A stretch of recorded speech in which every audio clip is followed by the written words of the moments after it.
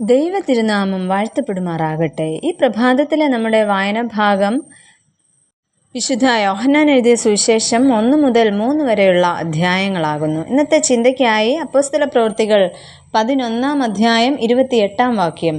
അവരിൽ അഗബോസ് എന്നു പേരുള്ളൊരുവൻ എഴുന്നേറ്റു. യഹൂദർക്കിടയിലുണ്ടായ സുവിശേഷത്തിൻ്റെ വ്യാപനം പോലെ തന്നെ ആദ്യ നൂറ്റാണ്ടിൽ യവനർക്കിടയിലും സുവിശേഷ പ്രഘോഷണം നടക്കുകയുണ്ടായി. അത് സാധ്യമായത് അപ്പോസ്തലന്മാരിലൂടെയും സുവിശേഷകരിലൂടെയുമായിരുന്നു. പത്രോസ്, ബർന്നബാസ്, പൗലോസ്, അഗബോസ്, യെരുശലേമിലെ പ്രവാചകർ ഇങ്ങനെയുള്ളവരെല്ലാം ആദിമ നൂറ്റാണ്ടിൽ സുവിശേഷ സംവേദനം ഇടമുറിയാതെ നിർവഹിക്കുകയും വിശ്വാസികളെ പ്രബോധിപ്പിക്കുകയും ചെയ്തു പോന്നവരായിരുന്നു. അങ്ങനെ അന്ത്യോക്യയിൽ വെച്ചാണ് വിശ്വാസികൾക്ക് ക്രിസ്ത്യാനികൾ എന്ന പേര് വരുന്നതിന് കാരണമായി തീർന്നത്. ഇന്ന് നാം പഠിക്കുന്ന അഗബോസും പ്രബോധന ശുശ്രൂഷയിൽ പ്രാധാന്യം വഹിച്ചിരുന്നൊരു വ്യക്തിയായിരുന്നു. അദ്ദേഹത്തെക്കുറിച്ച് നമുക്ക് കൂടുതലായി മനസ്സിലാക്കുവാനായിട്ട് ശ്രമിക്കാം. ഒന്നാമതായിട്ട് ആത്മാവിനാൽ പ്രവചിച്ച വ്യക്തിയായിരുന്നു അഗബോസ്. യെരുശലേമിൽ നിന്നും അന്ത്യോക്യയിലേക്ക് വന്ന ഒരു പ്രവാചകൻ ആയിരുന്നിരിക്കണം അഗബോസ്. കാരണം അപ്പോസ്തല പ്രവൃത്തികൾ 11-ാം അധ്യായം 27-ാം വാക്യത്തിൽ ഇപ്രകാരം പറയുന്നു: ആ കാലത്ത് യെരുശലേമിൽ നിന്ന് പ്രവാചകന്മാർ അന്ത്യോക്യയിലേക്ക് വന്നു.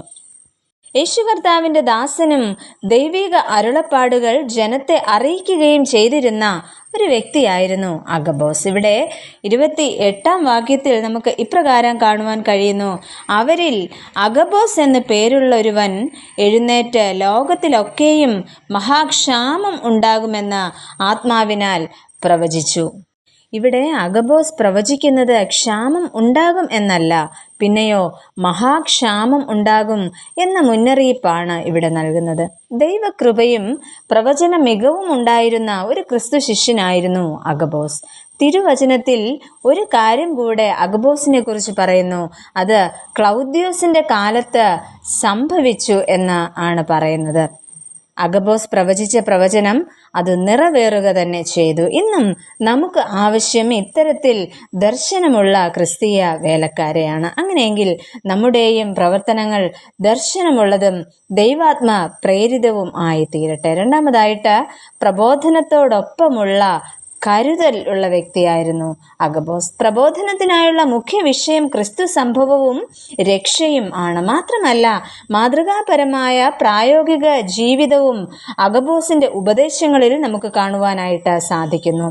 29-ാം വാക്യത്തിൽ അപ്പോൾ യഹൂദയിൽ പാർക്കുന്ന സഹോദരന്മാരുടെ ഉദവിക്കായി ശിഷ്യന്മാരിൽ ഓരോരുത്തൻ പ്രാപ്തി പോലെ കൊടുത്തയപ്പാൻ നിശ്ചയിച്ചു എന്ന് കാണുന്നു. ക്ഷാമകാലത്ത് യഹൂദയിലെ സഹോദരന്മാർക്കും മൂപ്പന്മാർക്കും ഉപജീവനത്തിനായുള്ള വക കൊടുത്തയക്കുന്ന വിശ്വാസികളും തങ്ങൾ കരുതൽ സമൂഹത്തിൻ്റെ ഭാഗമാണ് എന്ന് പ്രവൃത്തിയിലൂടെ ഇവിടെ വെളിപ്പെടുത്തുകയാണ് ചെയ്യുന്നത്. ഇവിടെ അവരുടെ നേതാവിൻ്റെ അഥവാ ഈ അഗബോസ് പ്രവാചകന്റെ നന്മയും കരുതലും വിശ്വാസികളിലും നമുക്ക് ദർശിക്കുവാനായിട്ട് സാധിക്കുന്നു.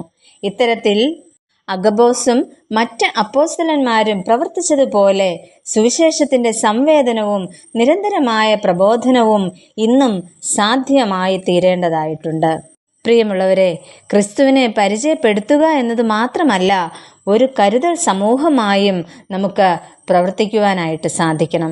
അതിനായി കർത്താവ് നമ്മെ ഓരോരുത്തരെയും ശക്തീകരിക്കട്ടെ. നമുക്ക് പ്രാർത്ഥിക്കാം. പ്രിയ കർത്താവെ, പ്രബോധന ശുശ്രൂഷയിൽ ആയിരിക്കുന്ന ഇടയന്മാരെ ആത്മാവിൽ നിറയ്ക്കുകയും കരുതൽ സമൂഹമായി വർത്തിക്കുവാൻ ഇടയാക്കുകയും ചെയ്യണമേ. ആമേൻ.